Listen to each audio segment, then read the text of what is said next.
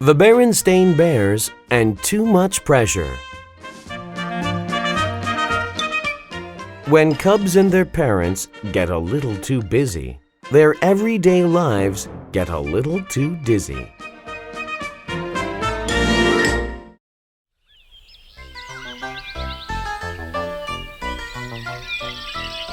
If someone were to ask you who Bear Country's busiest creatures are, you might answer that bees are the busiest.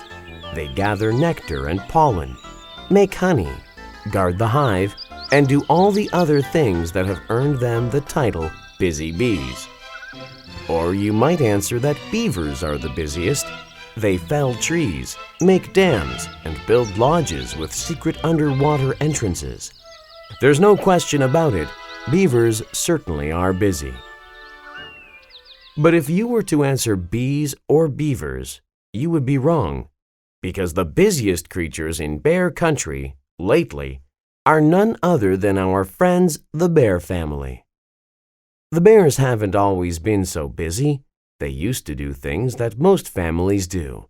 They worked and played, went to school, visited friends, enjoyed nature, and once in a while they just sat around and did absolutely nothing. The bears hadn't planned on becoming so busy. It sort of sneaked up on them. First, there was Brother Bear and the Little League. Then, Sister Bear got bitten by the ballet bug and started ballet class. When her best friend, Lizzie Bruin, started riding lessons, Sister just had to take that up too. And Brother wasn't about to be left out of something as exciting as horseback riding.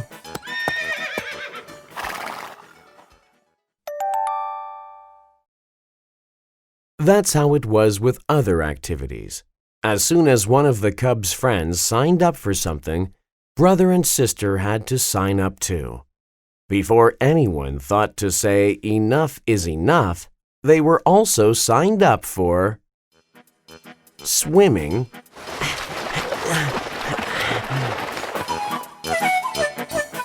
gymnastics,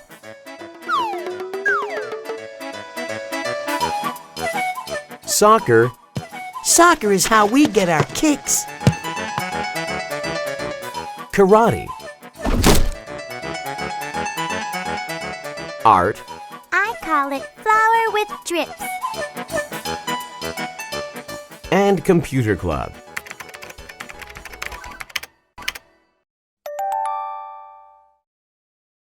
Talk about busy!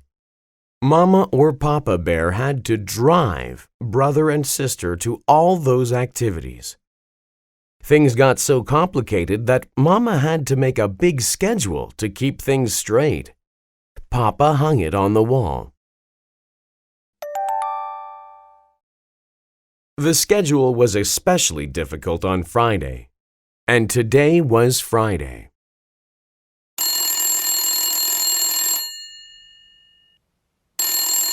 Will somebody answer the phone? Called Mama after the fourth ring. I'm busy getting things out of the freezer for tonight's dinner. Can't right now. Shouted Sister from upstairs. I'm getting ready for ballet. Me neither, Yelled Brother. I'm getting on my baseball stuff. Since Papa was out working on the car, Mama had to answer the phone. She reached it by the seventh ring. It seemed a lot longer to Gran on the other end. Hello? Said Mama. Hello, dear. Said Gran. Is everything all right? You sound a little breathless. Just a little. Said Mama. I was in the kitchen getting dinner out of the freezer. The cubs are upstairs getting dressed for ballet and baseball, and Papa… But before she could explain about Papa, her shoulder bag got tangled in the phone cord, which pulled the phone down with a clunk. What happened? Shouted Gran. There was an awful clunk. It was just the phone falling. Was there anything special, Gran?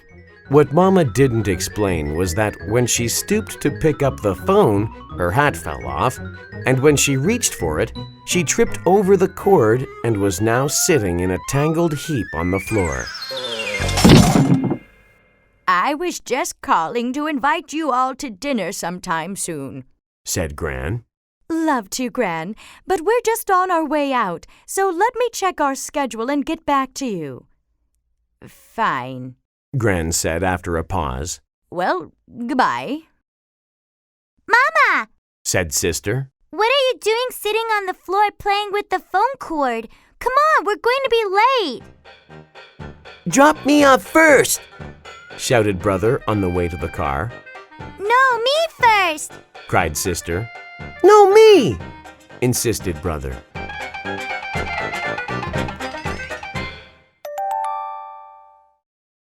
When Papa tried to explain what had been wrong with the car, the spark plugs needed cleaning, Mama shouted, Not now, dear, and roared off, leaving him in a cloud of dust.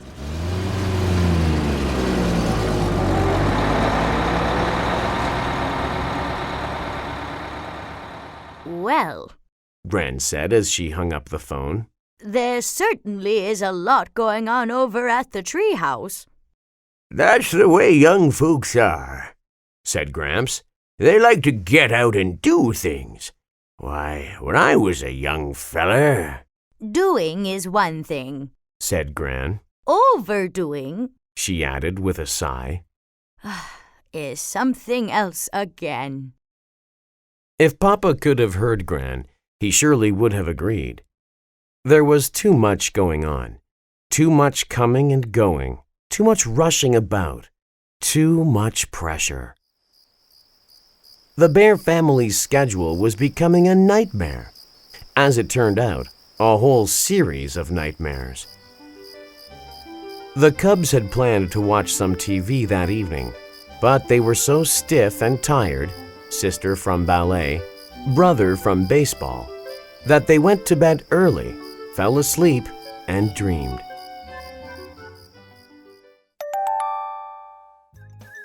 Sister dreamed she was on a strange sort of merry-go-round, a merry-go-round of activities which went round and round and round.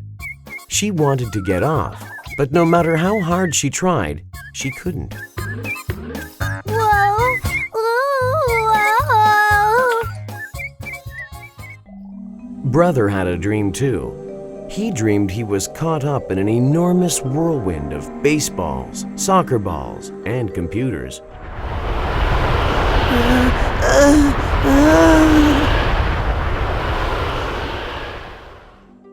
Papa dreamed he was trapped on a magic carpet that was zooming into a deep black hole.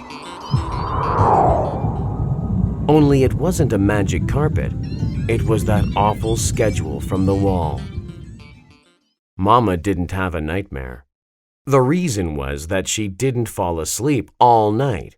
She lay awake, staring into the darkness, wondering how she was going to get through the next day. After a quick breakfast, Mama packed a lunch for Papa, who headed for some work in the forest. Then she shooed the Cubs into the car. Hurry, she said. We have a difficult day ahead of us. There's art class, soccer, karate, and swimming, and we've got to squeeze in lunch and shopping. They climbed into the car, and she turned the key. But the engine wouldn't start. She tried again, but it still wouldn't start.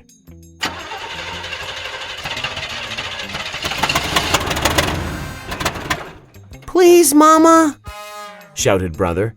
Our karate instructor is very strict about being late. And the soccer coach is worse, yelled Sister. Mama tried again and again. Please, Mama! They screamed, jumping up and down in the back seat. But no matter how hard she tried, the car just would not start.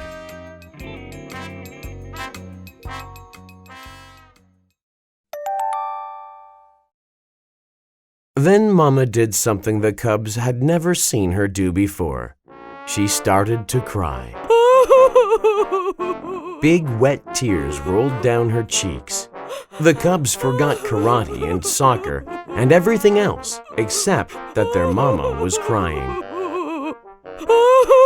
What's the matter? Asked brother. Tell us, please. Begged sister. But mama just went boo-hooing up the front steps and into the house.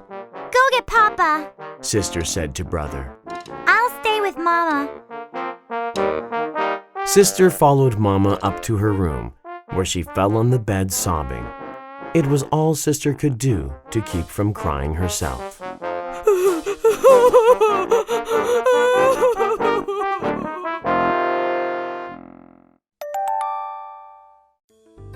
It's Mama! You gotta come! Shouted brother as he reached Papa's workplace in the woods. He told Papa what happened. Papa could see that he was upset about Mama crying. Everybody cries once in a while, son, he said. Even you? Asked brother. Sometimes, Papa said. The problem with the car is those spark plugs. We probably need new ones. But the real problem is this schedule of ours. I know Mama didn't sleep well last night, worrying about it. I didn't sleep too well either. I had this awful dream, admitted brother. That makes two of us, said Papa. Sister had one too, said brother as they reached the treehouse. Mama, stop crying, announced sister as Papa and brother came upstairs. That's right, Mama said, smiling through a few last tears. There's nothing like a good cry sometimes. And there's nothing like a little common sense about too much pressure, said Papa.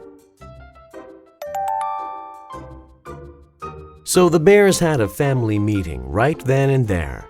The Cubs agreed that 2 after-school activities a week were more than enough. Brother chose baseball and computer club. Sister chose ballet and horseback riding. True, they lost their title, the busiest family in Bear Country, but they went back to having a very good time doing the everyday things that most families do. They worked and played, went to school, visited friends, enjoyed nature. And once in a while, they sat around doing absolutely nothing.